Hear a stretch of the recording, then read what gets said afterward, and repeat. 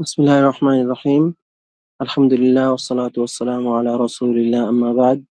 আল্লাহুম্মা লা সাহলা ইল্লা মা জাআলতাহু সাহলা ওয়া আনতা জাইলুল হাজনা ইযা শি'তা সাহলা। আল্লাহুম্মা সাহ্হিল ইয়া হাইয়্যু ইয়া কাইয়্যুম ইয়া যাল জালালি ওয়াল ইকরাম। আলহামদুলিল্লাহ, আল্লাহ রাব্বুল আলামিনের রহমতে আমরা একটি উত্তম কাজে একত্রিত হয়েছি। আল্লাহ রাব্বুল আলামিন আমাদের কাজগুলো কবুল করে নিক, আমাদের সামনের কাজগুলো আরো সহজ করে দিক। আমিন। উসুল ফিকহে আমরা দালালাতুল আলফাজ প্রথম দার্সে যেরকম করে আমরা সবাই একটা জিনিস জানতে পেরেছি, সেটা হচ্ছে কি যে উসুল ফিকহের বড় একটি অংশ নির্ভর করে আরবি ভাষার জ্ঞানের উপরে। সেজন্য উসুল ফিকহের প্রথম দিকের সমস্ত আলোচনাই আরবি ভাষা কেন্দ্রিক আলোচনা।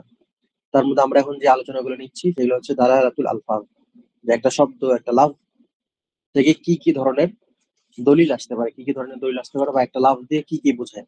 লাফজ মানে হচ্ছে শব্দ। ঠিক আছে? তো তার মধ্যে আমরা আমাদের প্রথম যে দার্স নিচ্ছি সেটা হচ্ছে আম এবং খস।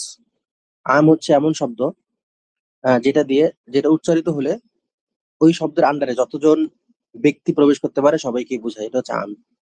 আর খস হচ্ছে আম থেকে কিছু হুকুম আলাদা করা, আম থেকে কিছু জিনিসের হুকুম আলাদা করা। আর এই কিছু জিনিসের হুকুম যে আলাদা করার যে নিয়মটা, এটাকে বলা হচ্ছে তাখসিস। ঠিক আছে? এটাকে বলা হচ্ছে তাখসিস। খস বা তাখসিস দুই প্রকার, একটা মুত্তাসিল আর একটা মুনফাসিল। মুত্তাসিল হচ্ছে একই জুমলায় থাকবে, আর মুনফাসিল হচ্ছে আলাদা আলাদা জায়গা থাকবে, আলাদা আলাদা জায়গায় থাকবে। ঠিক আছে? মুত্তাসিল কয়েক ধরনের, যেগুলো হচ্ছে ইস্তিথনা, তাকয়ীদ বিশ-শারত ও তাকয়ীদ বিস-সিফা। ঠিক আছে? তাহলে আমাদের আজকের দার্স হবে হচ্ছে ইস্তিথনা নিয়ে। প্রথম যেটা সেটা নিয়ে ইস্তিথনা। আমরা এই পর্যন্ত নিয়েছিলাম, এখন ইস্তিথনা থেকে এরপরের দার্সগুলো শুরু করব। ইস্তিথনা কি? ইস্তিথনার একটা সহজ উদাহরণ দেই। আগে তারিফটা করে নিই, মানে সংজ্ঞাটা। ইখরাজু মা লাউলাহু লা দাখালা ফিল কালাম। এমন কিছুকে মানে বের করে দেওয়া, যেটা যদি আপনি বের না করে দিতেন তাহলে ধারণা করা হতো ওটা শব্দের মধ্যেই আছে। উদাহরণ দেই, লা ইলাহা মানে কি? সবারই জানার কথা। লা ইলাহা মানে কি? কোনো ইলাহ লা নেই। ইলাহা মানে কোনো ইলাহ নেই। কোনো ইলাহ নেই, তাই না? জি। সবাই কি একমত কিনা এই বিষয়ে? একমত কিনা যে লা ইলাহা মানে জি জি শেখ একমত। কোনো ইলাহ নেই। এরপর আমরা কি বলতেছি? ইল্লাল্লাহ, আল্লাহ ব্যতীত। ঠিক আছে? এই যে ইল্লাল্লাহ, এটাই হচ্ছে ইস্তিথনা। ঠিক আছে? এটাই হচ্ছে কি? ইস্তিথনা, ইল্লাল্লাহ। এখন কেউ যদি এতটুকু বলতো লা ইলাহা, ঠিক আছে, তার মানে সে কি বুঝাতে চাইতো? কেউ যদি বলে লা ইলাহ, এতটুকু বলে যদি থেমে যায়, তার মানে আমরা কি বুঝবো? যে কোনো ইলাহ নেই, সে সমস্ত ধরনের ইলাহকে অস্বীকার করতেছে, তাই না? কিন্তু যখন ইল্লাল্লাহ বললো, তার মানে সে কি সমস্ত ধরনের ইলাহ অস্বীকার করলেও শুধুমাত্র আল্লাহকে ইলাহ হিসেবে স্বীকৃতি দিচ্ছে। এটি হচ্ছে কথা, যে এমন কিছুকে শব্দ থেকে বের করে দেওয়া, এমন কিছুকে বের করে দেওয়া, সেটা যদি আমরা উল্লেখ না করে দিতাম তাহলে সেটাকে ওই জিনিসের অন্তর্ভুক্ত মনে করা হতো। এখন যদি কেউ ইল্লাল্লাহ না বলে শুধু লা ইলাহা বলে, তাহলে আমরা বুঝে নেব ব্যক্তির ঈমান হচ্ছে, এই ব্যক্তি হচ্ছে, এই ব্যক্তির আকীদা হচ্ছে, ঈমান হচ্ছে কি, সে কোনো ইলাহাতে বিশ্বাস করে না, সে কোনো ইলাহাতেই বিশ্বাস করে না। ঠিক আছে? এতটুকু ইনশাআল্লাহ সবার বোঝা আসছে, তাই না? ইখরাজু মা লাউলাহু লা দাখালা ফিল কালাম, যে এমন কিছুকে কথা থেকে বের করে দেওয়া, যেটা যদি বের করে না দেওয়া হতো তাহলে কি তাকে ওই কথার অন্তর্ভুক্তই মনে করা হতো। সহজ উদাহরণ, লা ইলাহা ইল্লাল্লাহ। কেউ যদি ইল্লাল্লাহ উচ্চারণ করে তখন বুঝবো যে সে কি মুসলিম। আর যদি কেউ ইল্লাল্লাহ উচ্চারণ না করে তখন আমরা কি বুঝবো? সে হচ্ছে নাস্তিক, সে কি কোনো ধরনের ইলাহ স্বীকার করে না। আচ্ছা, এটা হচ্ছে আমাদের ইস্তিথনার প্রথম কথা। দ্বিতীয়ত, ওয়াইন্নামা ইয়াসিহু বিশারতি আন ইয়াবকা মিনাল মুস্তাথনা মিনহু শাইউন ওয়া মিন শারতিহি আন ইয়াকুনা মুত্তাসিলান বিল কালাম ওয়া ইয়াজুজু তাকদিমুল ইস্তিথনা আলাল মুস্তাথনা মিনহু ওয়া ইয়াজুজুল ইস্তিথনা মিনাল জিনসি ওয়া মিন গায়রিহি। কয়েকটা পয়েন্ট এখানে দিছে। কি কি? প্রথম কথা, ওয়াইন্নামা ইয়াসিহু বিশারতি আন ইয়াবকা মিনাল মুস্তাথনা মিনহু শাইউন। এটা উদাহরণ দেই। ধরেন যে একজনকে আমি 10 টাকা দিছি। ঠিক আছে? তাকে যদি আমি বলি, ধরেন যে আমি একজনকে 100 টাকা কর্জ দিছি। 100 টাকা, 10 টাকা না, 90 টাকা বাড়ায় দিলাম, 100 টাকা কর্জ দিছি। এখন সে আমাকে 90 টাকা শোধ করছে আর 10 টাকা বাকি আছে। 90 টাকা শোধ করছে আর কি 10 টাকা বাকি আছে। এখন সে যদি বলে যে আমি তোমার ঋণ, 100 টাকার ঋণ শোধ করে দিয়েছি 10 টাকা ব্যতীত, কথাটা সঠিক হবে কিনা? না, মানে সে তো 90 টাকা শোধ করছে, বাকি আছে কয় টাকা? 10 টাকা। 10 টাকা। এখানে মূল ফায়দাটা হচ্ছে বলতেছে যে আমাদের ইস্তিথনাতে তিনটা জিনিস। ইস্তিথনাতে কয়টা জিনিস? তিনটে তিনটা দিন। বড় বড় জিনিস থাকে। আচ্ছা, আমরা আবার ওয়ার্ডে যাই একটু, তাহলে সুবিধা হবে। ইস্তিথনাতে তিনটা জিনিস। ঠিক আছে? একটা হচ্ছে মূল কথা, মূল কথা। একটা হচ্ছে মুস্তাসনা, মুস্তাসনা। এটা হচ্ছে মুস্তাসনা মিন। আচ্ছা ৩ টা জিনিস, ঠিক আছে? মূল কথা হচ্ছে যেটা মূল কথাটা বোঝা যাচ্ছে। মুস্তাসনা কাকে বলে? যেই জিনিসটাকে আমরা কি করছি? আলাদা করছি। যেই জিনিসটাকে আলাদা করেছি, যেই জিনিসটাকে আলাদা করেছি। ঠিক আছে? আর মুস্তাসনা মিনহু তাহলে কি হবে? যে জিনিসটা থেকে আলাদা করা হয়েছে। যেটা থেকে আলাদা করা হয়েছে। আচ্ছা, বোঝা গেছে? ধরেন যে ঋণ কতটুকু শোধ করেছি? ১০০ টাকার ঋণ ১০০ টাকা শোধ করেছি। ঠিক আছে? যে জিনিসটাকে আলাদা করেছি সেটা কি? ১০ টাকা ব্যতীত। ১০ টাকা ব্যতীত। ঠিক আছে? কোন থেকে আলাদা করলাম? যে মূল ১০০ টাকা। আচ্ছা, এটা বোঝা গেছে কিনা? একজন ব্যক্তি কি বলছে? যে সে ১০০ টাকা ঋণ নিছিল। সে কি বলছে? যে আমি তোমার ঋণ শোধ করছি। তোমার ঋণ শোধ করেছি ১০ টাকা ব্যতীত। যে ১০০ টাকা শোধ করেছি ১০ টাকা ব্যতীত। কথাটা ঠিক আছে কিনা এখন? ১০০ টাকা শোধ করেছি ১০ টাকা ব্যতীত। কথাটা ঠিক আছে কিনা? জি জি ঠিক আছে। ঠিক আছে না? জি আচ্ছা, এখানে দেখেন মুস্তাসনা আর মুস্তাসনা মিনহু। ঠিক আছে? এই মুস্তাসনাতে আমরা কি বলছি? ১০ টাকা ব্যতীত না? এখন যদি কেউ বলে যে ১০০ টাকা শোধ করেছি ১০০ টাকা ব্যতীত। কি? ১০০ টাকা শোধ করেছি ১০০ টাকা ব্যতীত। তাহলে কয় টাকা শোধ করছে সে?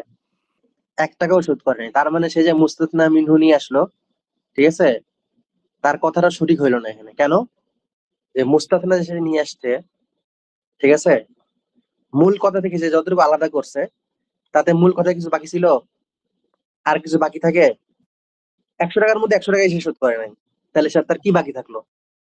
আবার দেখি। সে এখানে ১০০ টাকার মধ্যে কয় টাকা শোধ করে নাই? ১০ টাকা। ১০ টাকা। কিন্তু সে যদি বলে ১০০ টাকার মধ্যে ১০০ টাকাই শোধ করে নাই, তাহলে কয় টাকা হইল শোধ করা? ১ টাকা। ১ টাকাও না। এই ক্ষেত্রে তার ইস্তিসনাটা সঠিক হবে না। কেন? কারণ সে যতটুকু কথা বের করতে চাইছে তাতে পুরা কথাটাই বের হয়ে গেছে। বা সহজ ভাষায় বললে সে বলতে চাইছে যে আমি ১ টাকাও শোধ করি নাই। ঠিক আছে? কিন্তু সেটা ঘুরায় পেঁচায় বলছে। অর্থাৎ জি শর্ত হচ্ছে যে কখন ইস্তিসনা শর্ত হবে? যে মুস্তাসনা মিনহু, যে মুস্তাসনা মিনহু যে জিনিসটা থাকবে সেখান থেকে কিছু বাকি থাকতে হবে। আমাদের ১০০ টাকা হচ্ছে মূল। ১০০ টাকা হচ্ছে কি? মূল, মূল। তাই না? এখন ১০০ টাকার মধ্যে থেকে আমি ইস্তিসনা করব। এই ১০০ টাকার মধ্যে কিছু জিনিস বাকি থাকতে হবে। যদি কিছু জিনিস বাকি না থাকে তাহলে সেটা কি? সঠিক হবে না। আশা করতেছি বিষয়টা ক্লিয়ার হইছে। وإنما يصح بشرط أن يقع من المستثنى منه شيء ومن شرطه أن يكون متصلا بالكلام। আচ্ছা, আরেকটা উদাহরণ দেই। আমরা লা ইলাহা ইল্লাল্লাহ দিয়ে উদাহরণ দেই। কেউ যদি বলে লা ইলাহা, ঠিক আছে? কোনো ইলাহ নেই। তারপর যদি ইস্তিসনা করতে চায় তখন বলবে যে কোনো একটা ইলাহ বলবে। একটা ইলাহ, ২ টা ইলাহ। ধরেন যে যারা হিন্দু আছে তারা তাদের ইলাহদের নাম বলবে। যারা মুসলিম আছে তারা আল্লাহর নাম বলবে, এরকম। কিন্তু কেউ যদি এরকম বলে লা ইলাহা, আবার বলে কোনো ইলাহ নাই, তাহলে কি তার মুস্তাসনা আর মুস্তাসনা মিনহুর মধ্যে কোনো পার্থক্য থাকলো? কোনো না। পার্থক্য নেই। কারণ দুটো একই অর্থ দিছে। মুস্তাসনা মিনহু থেকে কিছুই বাকি নাই। আচ্ছা। ومن شرطه أن يكون متصلا بالكلام ومن شرطه أن يكون متصلا بالكلام। অর্থাৎ মুস্তাসনা আর মুস্তাসনা মিনহু পুরাটা এক বাক্যে হইতে হবে, এক বাক্যে হইতে হবে। এরকম হওয়া যাবে না যে আজকে আমি বললাম লা ইলাহা ইল্লাল্লাহ, কালকে আজকে বললাম লা ইলাহা, কালকে বলবো ইল্লাল্লাহ। এরকম করলে হবে না। কি করতে হবে? মুত্তাসিলান বিল কালাম, মুত্তাসিলান বিল কালাম, যে এটা সংযুক্ত হইতে হবে, কথাটা একসাথে হইতে হবে। যদি লিখিত আকার হয় তাহলে এক বাক্য হইতে হবে, যদি মৌখিক আকার হয় তাহলে কি একসাথে উচ্চারণ করতে হবে। তাহলে ইস্তিসনা মানে হচ্ছে ইখরাজু মা লা লাহু লা দাখালা ফিল কালাম, অর্থাৎ এমন কোনো কিছুকে বের করে দেওয়া যেটা না হলে কি, যেটা উল্লেখ না করলে সেটা উক্ত জিনিসের মধ্যে অন্তর্ভুক্ত থাকতো। মুস্তাসনা বা ইস্তিসনা কখন সঠিক হবে? যখন মুস্তাসনা মিনহু, মানে আমরা যে জিনিসটাকে বের করে দিলাম মূল থেকে নিয়ে, সেটা বাকি থাকতে হবে কিছুটা। মূলটা কিছুটা হইলেও বাকি থাকতে হবে। যদি কিছুই বাকি না থাকে মূলের, তাহলে কি এটা মুস্তাসনা সঠিক হিসেবে গণ্য হবে না। আরেকটা শর্ত কি? যে আইয়াকুনা মুত্তাসিলান বিল কালাম, অর্থাৎ একই বাক্যে হতে হবে, একই বাক্যে হতে হবে। এখানে আমরা আরেকটা লাইন আসি, ওয়ায়াজুজু তাকদিমুল ইস্তিসনা আলা ওয়ায়াজুজু তাকদিমুল ইস্তিসনা আলাল মুস্তাসনা মিনহু ওয়ায়াজুজুল ইস্তিসনা মিন গায়রি জিনসিন আও মিন জিনসি মিনাল জিনসি আও গায়রিহি। আগে ওয়ায়াজুজুল ইস্তিসনা মিনাল জিনসি আও মিন গায়রিহি। ধরেন আমরা একটা ক্লাসরুমে আছি বা একটা স্কুলে আছি, স্কুলে শিক্ষক আছে, ছাত্র আছে, পরিচ্ছন্ন কর্মী আছে, ঠিক আছে, এরকম অনেকেই আছে। ধরলাম যে একটা গাধাও আছে, একটা কি গাধাও আছে।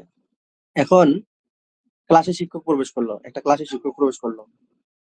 প্রবেশ করে বলল সবাই আসছে গাধা ব্যতীত।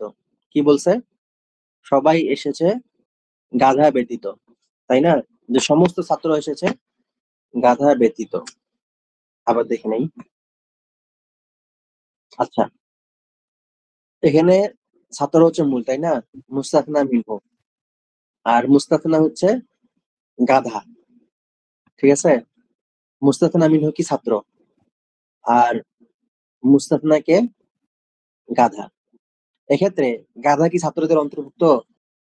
না, গাধা কি ছাত্রদের অন্তর্ভুক্ত হতে পারতেন? গাধা আসল গাধা, এখানে কিন্তু মাজাজ না, আসল গাধা। তাহলে কি ছাত্রদের অন্তর্ভুক্ত না? কিন্তু এরকম হইতে পারে যে গাধারা সবসময় এসে ক্লাসে বসে, বা ধরে নিলাম তারা ক্লাস নিচ্ছিল গাছের নিচে, যেখানে সবসময় একটা গাধা উপস্থিত থাকে। তো যখন শিক্ষকের প্রশ্ন করা হয়েছে সবাই আসছে কিনা, বলছে সবাই তো আসছে, শুধু গাধারা আজকে অনুপস্থিত। মানে কোনো ছাত্রকে গাধা নামে আমরা এখানে বলতেছি না, আসল গাধা, সত্যিকারের চার পায়ে দিয়ে যে হাঁটা সেই গাধা। এখন গাধা তো ছাত্রদের মধ্যে অন্তর্ভুক্ত না, কিন্তু গাধাকে কোনো কারণে ছাত্রদের থেকে আলাদা করা যাবে কিনা, এক্ষেত্রে আরবি ভাষার মূলনীতি অনুযায়ী এটা সম্ভব। এই আরবি ভাষার মূলনীতি অনুযায়ী এটা সম্ভব যে গাধাকে ছাত্রদের থেকে, মানে একই শব্দে এমন কিছু ইস্তিথনা করা হবে যেটা কি জিন্স না, ওই জিন্সের নয়, ঠিক আছে? এটা হচ্ছে এই পয়েন্ট, যে সমস্ত ছাত্র এসেছে গাধা ব্যতীত। তাহলে আজকের দার্স এখানেই। আল্লাহ রাব্বুল আলামিন সবাইকে কবুল করে নিন। সুবহানাল্লাহি ওয়া বিহামদিহি, আশহাদু আল্লা ইলাহা ইল্লাল্লাহু আস্তাগফিরুকা ওয়া আতুবু ইলাইক। আসসালামু আলাইকুম ওয়া রাহমাতুল্লাহি ওয়া বারাকাতুহু।